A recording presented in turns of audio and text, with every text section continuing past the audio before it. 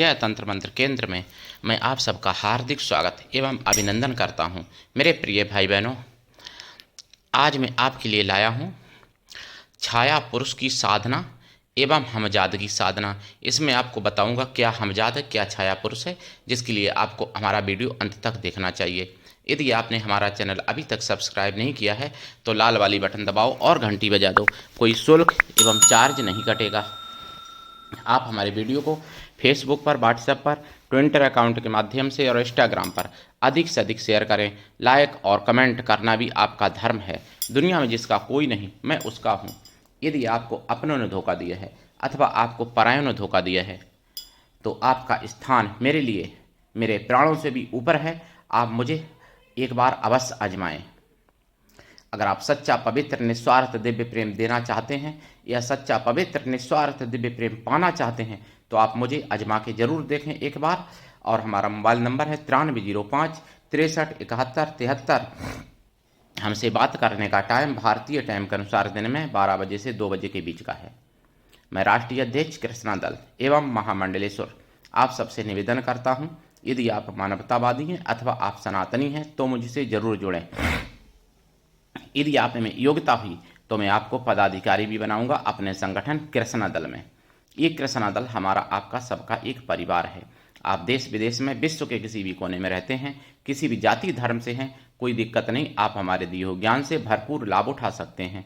मेरे प्रिय भाई बहनों, मैं आपको छाया पुरुष या हमजाद के बारे में बताऊं उससे पहले मैं कुछ जरूरी बातें बताना जरूर चाहता हूं। मेरे प्रिय भाई बहनों, एक इकलौता सुदर्शन चैनल है टीवी चैनल पर जो राष्ट्रवाद की बात करता है। बाकी आप लोग समझदार हैं। और यूट्यूब चैनल ऐसे कई हैं, जैसे हमारा चैनल है ऐसे और भी चैनल होंगे तो जो राष्ट्रवाद की बात करते हैं। तो ऐसे चैनलों पर जिहादियों की या राष्ट्र विरोधियों की हमेशा नज़र बनी रहती है और वो ऐसे चैनलों को गिराना चाहते हैं। जैसे कि मेरा चैनल जिहादियों ने फ्रीज करवा दिया था, अभी भी फ्रीज है।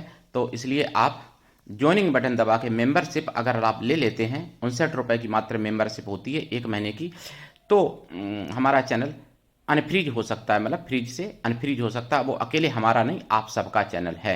मेरे प्रिय भाई बहनों, आप सुपर थैंक्स भी कर सकते हैं क्योंकि ये पैसे मेरे पास नहीं जाते, लेकिन यूट्यूब यही भाषा समझता है, आपको बता दें। तो इसलिए आप मेंबरशिप ले सकते हैं। 2 रुपये का भी खर्चा रोज का नहीं है। 59 रुपये की मात्र मेंबरशिप होती है 1 महीने की।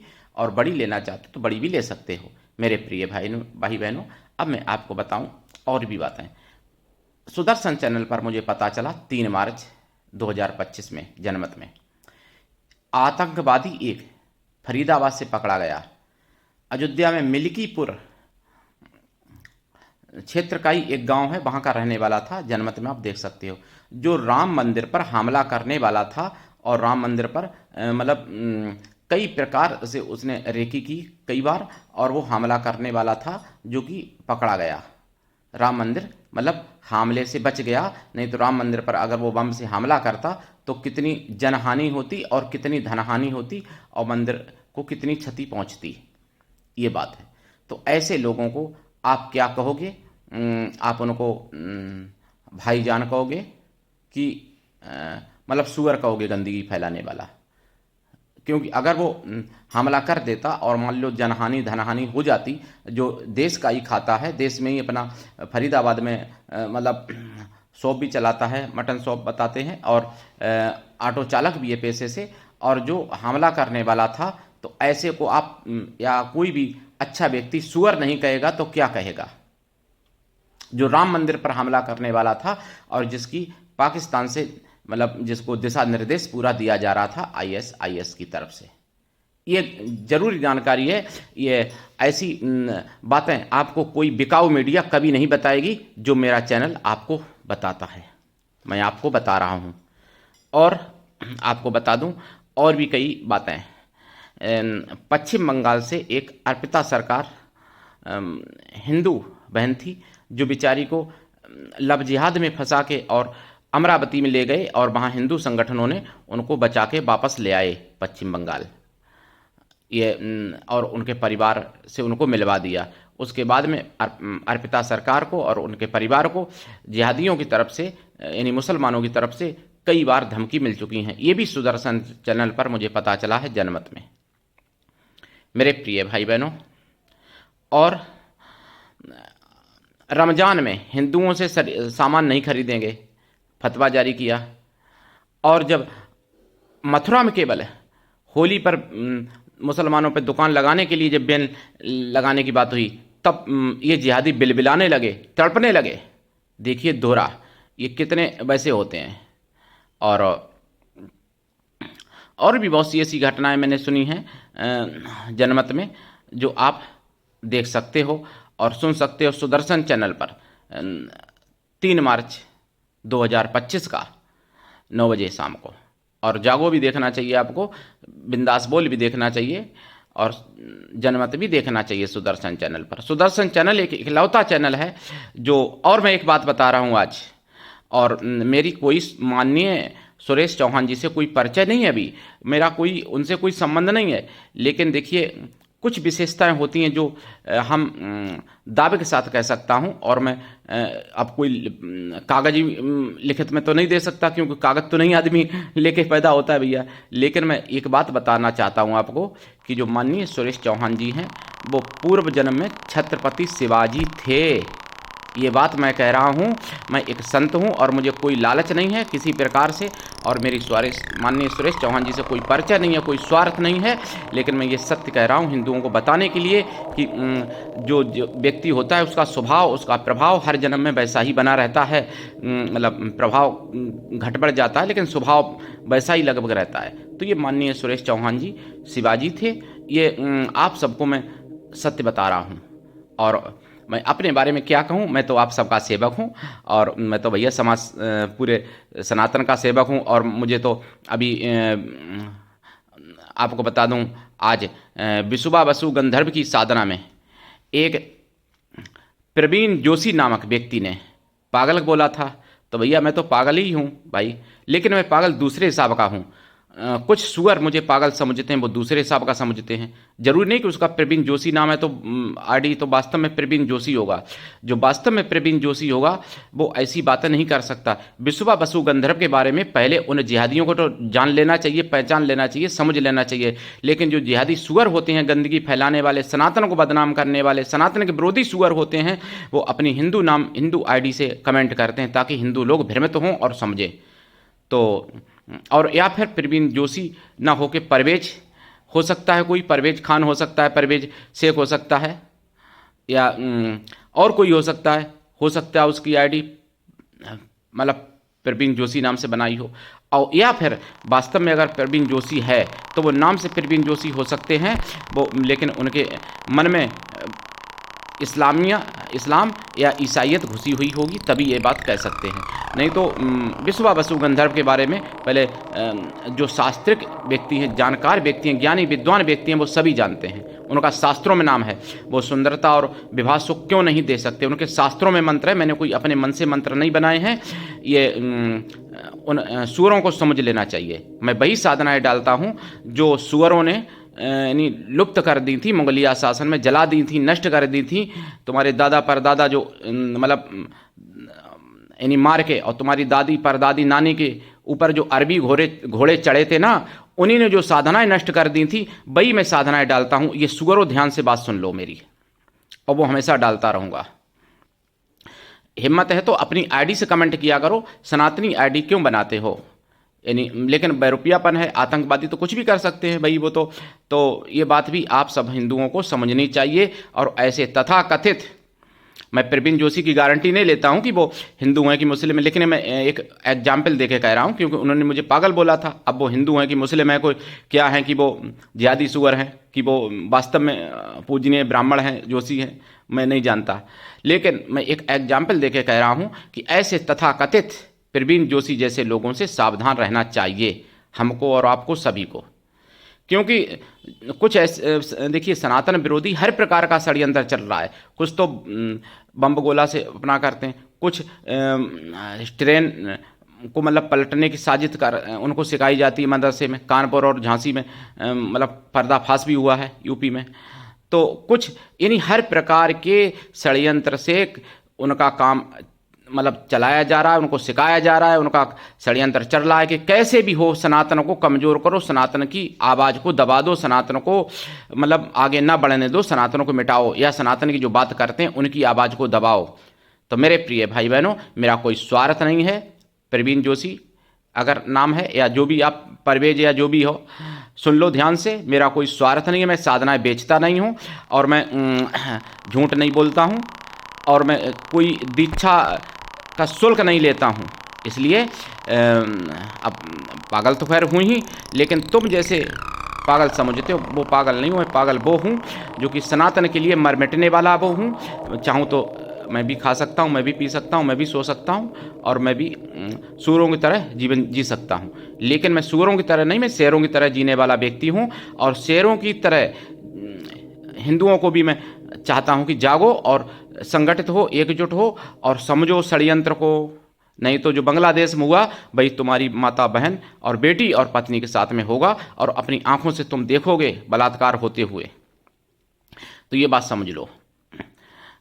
कुछ तथाकथित ऐसे हिंदू भी लगे हैं सनातन को मिटाने में। मैंने सुदर्शन चैनल पर सुना है कोई औरंगजेब की बड़ाई कर रहा है विधायक महाराष्ट्र में, तो कोई राहुल ममता जैसे लोग सनातनों को मिटाने की बात करते हैं। ना जाने क्या क्या हो रहा है, लेकिन भगवान की कृपा है।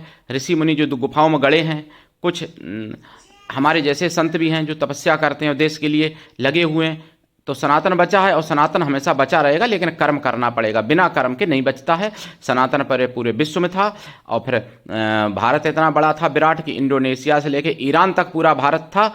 आज 33% भी भारत नहीं बचा, और उस भारत में भी 29 स्टेट हैं, मतलब प्रांत हैं, और उन 29 प्रांतों में से पहले का आंकड़ा है कि 9 प्रांतों में हिंदू अल्पसंख्यक हो चुका था, और अब तो ना जाने 14 या 13 प्रांतों में हिंदू अल्पसंख्यक हो चुका होगा ये आंकड़ा। और फिर उसके बाद में जो तथाकथित हिंदू हैं उसमें भी कुछ कन्फ्यूज हिंदू हैं, कुछ मतलब सेक्युलर हिंदू हैं, तो कुछ जाति पाति में बटे हिंदू हैं, तो कुछ बेचारे मतलब खाने पीने मतलब पशुवृत्ति वाले हिंदू हैं, तो कुछ मतलब भाईचारे के भांग के चाशनी चाटने वाले हिंदू हैं, तो कुछ ऐसे हैं जो कि सुअरों के तलवे चाटने वाले हिंदू हैं। तो मुश्किल से 10 लाख या 5 लाख हिंदू ऐसे होंगे सही सही जो वास्तव में सच्चे सही हिंदू होंगे।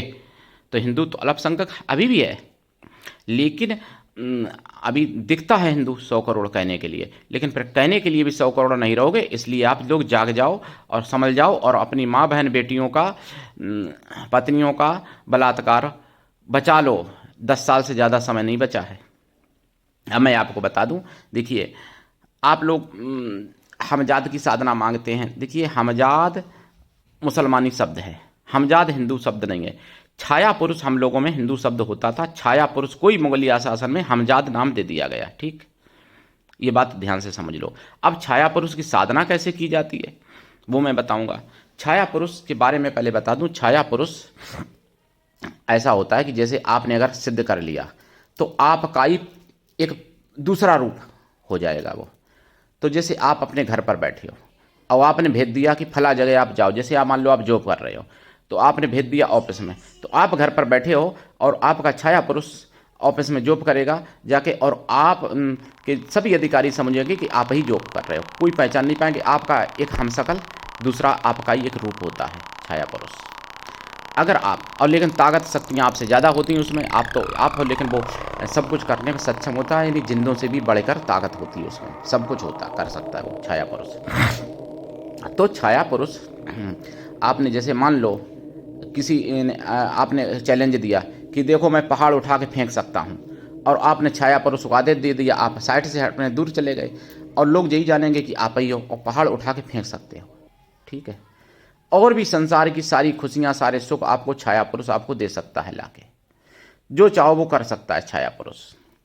इसकी साधना से सभी दुखों को मिटाया जा सकता है, सभी शत्रुओं को मिटाया जा सकता है, किसी को भी बस में किया जा सकता है। मारण मोहन आकर्षण वशीकरण स्तंभन उच्चाटन सब कुछ किया जा सकता है, जिसको इस्लाम में हमजाद कहते हैं और सनातन में छाया पुरुष कहते हैं। छाया पुरुष का ही उन्होंने, मैंने बताया ना कि कुछ साधनाएं तो नष्ट कर दी, कुछ साधनाएं उन्होंने नाम बदल दिए, तो छाया पुरुष को हमजाद कह दिया। ठीक, ये बात हो गई। अब इसकी साधना कैसे करते हैं? देखिए इसकी साधना बंद कमरे में होती है।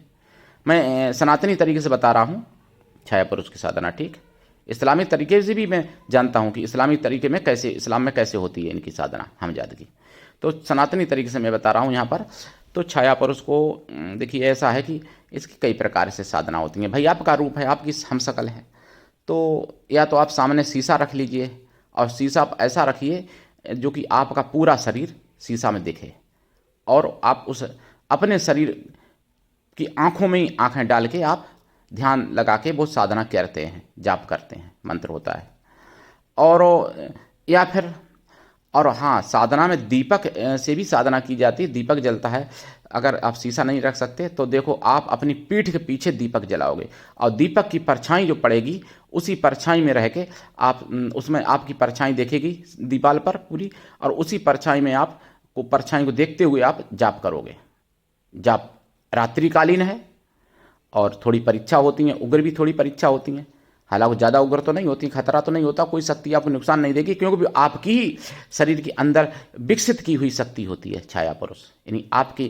क्योंकि एक विज्ञान कहता है कि आत्मा में 16 सूर्य के बराबर प्रकाश है, ये तो विज्ञान कह चुका है, मान चुका है।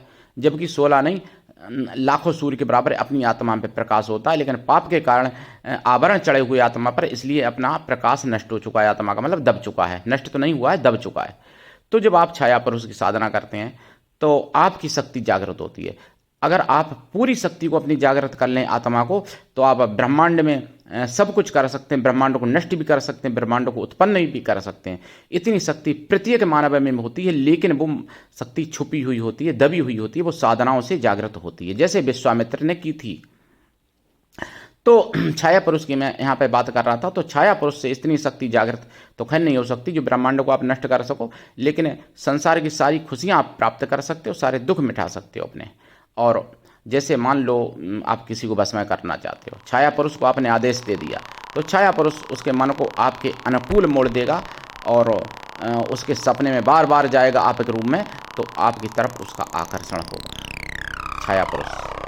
छाया पुरुष आपको कुछ सामान भी ला के दे सकता है, जैसे जिंद देते हैं। छाया पुरुष, अगर आप स्त्री हैं तो स्त्री ही आपकी छाया पुरुष होगी, मतलब आपकी छाया होगी, वो समझ लो। अगर पुरुष हैं तो पुरुष ही आपका, मतलब आपका ही सेम टू सेम रूप होगा दूसरा वो, यानी आपकी परछाई सिद्धि। जैसे आपने देखा होगा कि सूर्य की जो पत्नी थी, तो उन्होंने अपनी एक छाया से अपना ही प्रतिबिंब उत्पन्न कर दिया था और सूर्य को सौंप दिया था, और वो चली गई थी तपस्या करने, ये आपने सुना होगा।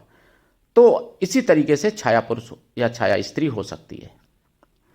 अब इनकी साधना में आप भोग लगाते हैं, खोया की मिठाई का, पंच मेवा का, और जल रखें एक लोटा। वो जल साधना के बाद पेड़ पर डाल दें या खुद पी लें। प्रसाद परिवार में बांटें या खुद खा लें, खुद भी खाएंगे, परिवार में भी बांट सकते हैं, लेकिन खुद जरूर खाना है उसको, प्रसाद को। साधना काल में आपको ब्रह्मचर्य व्रत, एक टाइम भोजन, भूमि शयन परम आवश्यक है।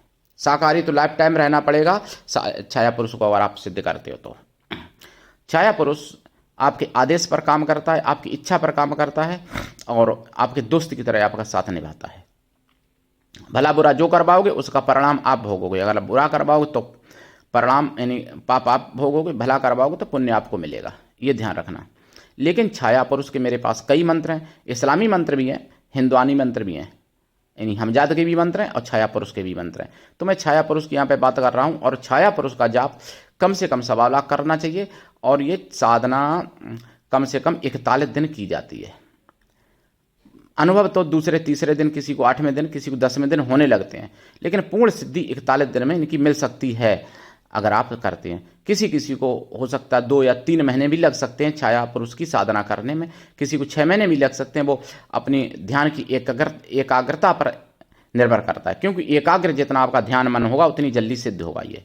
क्योंकि केवल मंत्र से नहीं काम चलता है यहाँ पर आपकी दृष्टि का भी खेल है, आपको दृष्टि जमानी पड़ती है अपनी परछाई की आंखों में, आंखें डाल के जाप किया जाता है, ध्यान रखना। चाहे शीशा को सामने रख के, दर्पण को सामने रख के करते हैं तो भी, या फिर दीपक जला के करते हैं, दीपक की परछाई पे करते हैं तो भी। अगर दर्पण सामने रखेंगे तो दीपक इस हिसाब से रखें जो कि आपकी परछाई आपको पूरी दिखे, तो दीपक आगे भी रख सकते हैं। वैसे अधिकांश छाया पुरुष की साधना में दीपक पीठ के पीछे जलाया जाता है, और आपके कमरे में कोई लाइट, कोई बल्ब और नहीं जलना चाहिए, केवल दीपक की रोशनी होनी चाहिए। और आपके सामने शीशा भी रख सकते हो, या दीवार पे परछाई पड़े दीपक की।